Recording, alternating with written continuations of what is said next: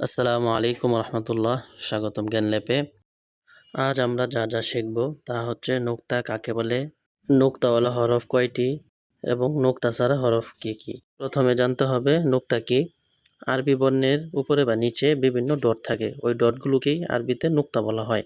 যেমন বাংলাতে তাকে বলা হয় বিন্দু, ইংলিশে বলা হয় ফুল স্টপ বা পিরিয়ড। এখন আমরা বুঝতে পারলাম নোক্তা কাকে বলে, তো চলুন কিছু উদাহরণ দেখি।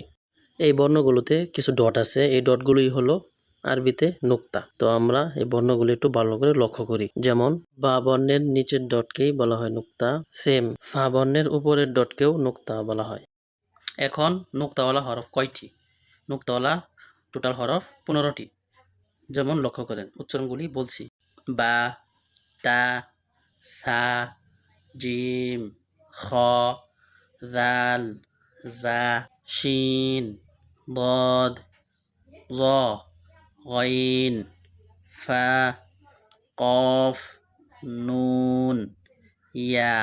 নোক্তা ছাড়া হরফ 14টি।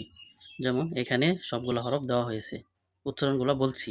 আলিফ, হা, দাল, র, সিন, صاد, ত, আইন, কাফ, লাম, মিম, ওয়াও, হা, হামজা।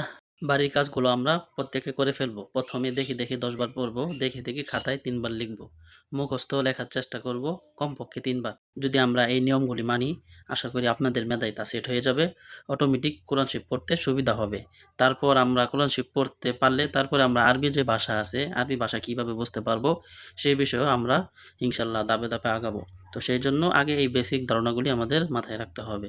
তো আজ এই পর্যন্তই। ভালো থাকবেন সকলেই, সুস্থ থাকবেন আর বন্ধুদের মাঝে শেয়ার করবেন।